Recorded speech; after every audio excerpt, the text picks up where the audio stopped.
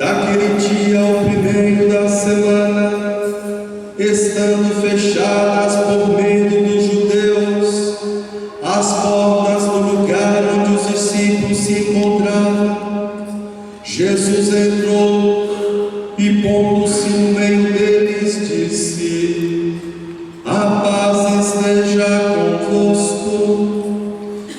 Depois dessas palavras, mostrou-lhes as mãos e o lado. Então os discípulos se alegraram por verem o Senhor. Novamente Jesus disse: a paz esteja convosco. Como o Pai me enviou, também eu vos envio.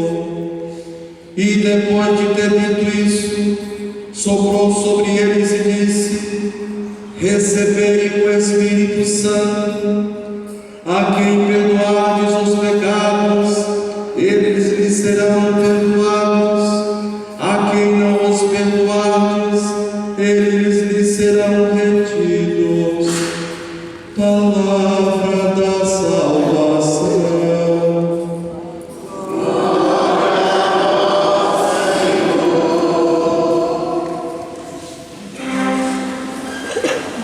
Vinde, Espírito Santo. Queridos irmãos e irmãs, celebramos hoje a festa de Pentecostes, a festa conclusiva do tempo pascal. É o coroamento de todo esse mistério. Com o envio do Espírito Santo sobre os apóstolos, marca-se o início da missão e o nascimento da igreja. As leituras bíblicas nos falam disso. Na primeira leitura, Lucas descreve como um fato solene acontecido em Jerusalém, na festa judaica do Pentecostes, 50 dias depois da Páscoa. O Espírito presente no início da vida pública de Jesus está presente também no início da atividade missionária da igreja. O Espírito transforma profundamente os apóstolos e une numa mesma comunidade de amor povos de todas as raças e culturas. Inúmeros ouvintes pedem o batismo. O Pentecostes, como foi dito, era uma festa judaica muito antiga, celebrada 50 dias depois da Páscoa judaica. Inicialmente era uma festa agrícola que agradecia a colheita do trigo e oferecia as primícias. Posteriormente passou a celebrar a chegada do povo de Israel ao Sinai, onde recebeu a lei de Deus.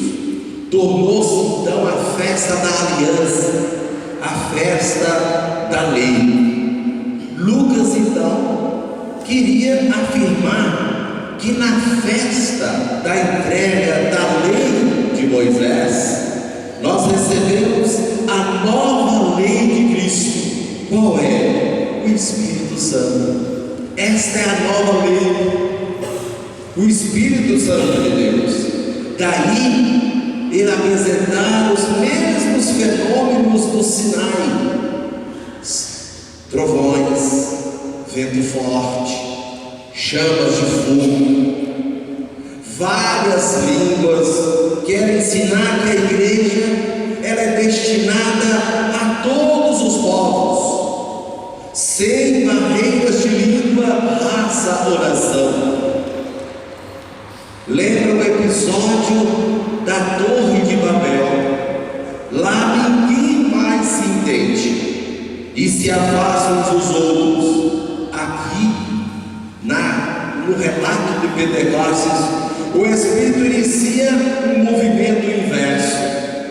Todos falam uma língua que todos compreendem, formam uma única família, onde todos se entendem e se amam.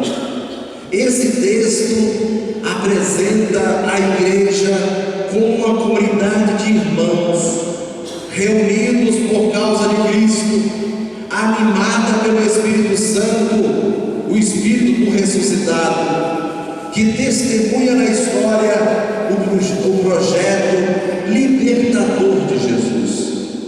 A segunda leitura recorda a ação do Espírito Santo na comunidade. A igreja unida em Cristo, formando um só corpo na diversidade de dons e ministérios que se manifestam para o bem comum. É distribuído várias funções, atividades, dons, tudo a serviço do bem de todos, para o bem comum. No Evangelho, Jesus situa a recepção do Espírito Santo na Galileia, no anoitecer do dia da Páscoa. Este mesmo texto nós fizemos no domingo da ressurreição, e volta o mesmo texto nesse domingo de Pentecostes, para nos mostrar que o mistério para João se dá o Pentecostes no mesmo dia da ressurreição. Lucas estende para 50 dias, mas tudo isso é uma forma simbólica de dizer o mesmo mistério da presença do Espírito, do Espírito ressuscitado, através do Espírito Santo. Então, João situa a recepção do Espírito na Galileia, enquanto na primeira leitura que nós ouvimos, é situado em Jerusalém, a vida do Espírito Santo, no anoitecer daquele dia da semana. Então, Jesus ressuscitado, ele vai ao encontro dos apóstolos, oferece a paz e os planifica com os dons do Espírito Santo. É interessante, queridos irmãos, a gente ter atenção a essas expressões próprias do evangelista João, mas que quer nos reportar para uma realidade muito profunda. O anoitecer, as portas fechadas, o medo, revelam a situação de uma comunidade desorientada, insegura. Entretanto, Jesus aparece no meio deles. Os discípulos redescobrem o seu ponto de referência e recuperam a sua identidade. Jesus lhes deseja a paz. O Shalom significa serenidade, tranquilidade, confiança, certeza da sua presença. Está na palavra Shalom. Para os discípulos superarem o medo e a insegurança, a paz esteja convosco. É fruto do Cristo ressuscitado, fruto do Espírito. Em seguida, Jesus mostra-lhes as mãos e o lado. São os sinais da entrega total e amorosa de Jesus na cruz. Depois comunica o Espírito com o gesto de soprar sobre os discípulos, com o sopro de Deus na criação. O homem de barro adquiriu vida. Com este sopro de Jesus nasce o homem novo. O sopro que lembra quando Deus soprou sobre o ser humano, deu Deus a vida. E a vida, ela é redescoberta, ela é restaurada com o Espírito Santo. E finalmente Jesus explicita a missão dos discípulos: como o Pai me enviou, eu também vos envio. Embora as perspectivas de João e de Lucas sejam diferentes, a finalidade é a mesma. Os dois evangelistas mostram que o mesmo Espírito que acompanhou a ação missionária de Jesus continua assistindo à ação missionária da igreja hoje, dos nossos dias, dos nossos tempos, enfrentando N problemas, mas que, orientada pelo Espírito, é capaz de discernir os sinais, perceber a ação de Deus ou não na realidade presente. O Pentecostes, portanto, continua. Diante desses fatos grandiosos, talvez invejemos a sorte dos apóstolos e esquecemos que o Pentecostes continua ainda hoje. Continua em nossa vida. Em nossa vida houve um Pentecostes já. Animados pelo dom do Cristo ressuscitado no batismo, todos recebemos o Espírito no batismo. Então aconteceu o Pentecostes em nossa vida. E fortalecidos pelo Espírito Santo recebido na crisma, fomos crismados com aquele gesto do bispo: receba o Espírito Santo, dom de Deus. Somos enviados ao mundo como mensageiros da paz e da reconciliação. Então o Pentecostes continua na igreja. O Espírito Santo é a alma da igreja, faz nascer a igreja e sempre a renova ao longo dos tempos com seus dons e carismas. Na missão, o Pentecostes ele manifesta na missão: como o Pai me enviou, eu também vos envio. O cristão é enviado para viver e contagiar a paz, às vezes tão ausente no nosso mundo. É enviado para experimentar o perdão e a misericórdia, atitudes da igreja no mundo, a ser construtores da comunidade.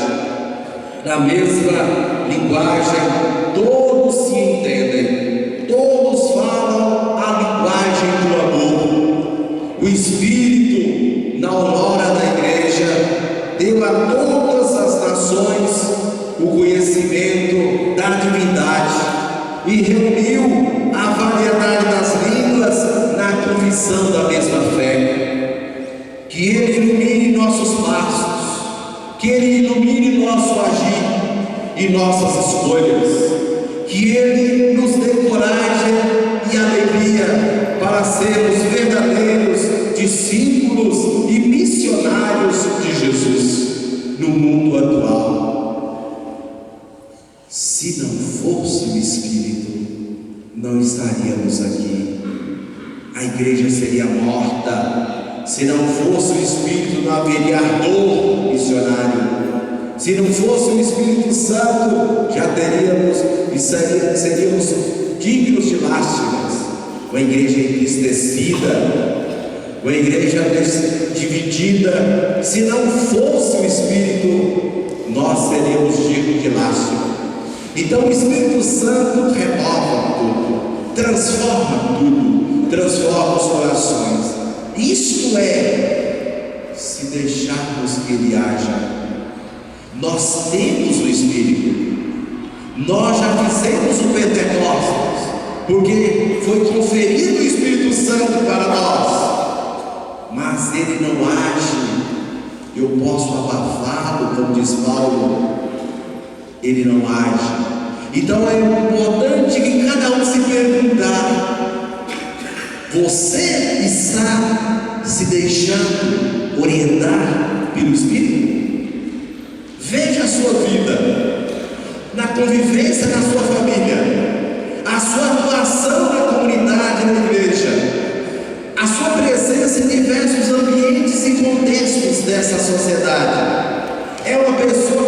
dizer assim: sou movido pelo Espírito. Aonde você está é sem paz. Aonde você está há unidade, há alegria. Você tem autodomínio, que é fruto do Espírito. Você é uma pessoa mansa.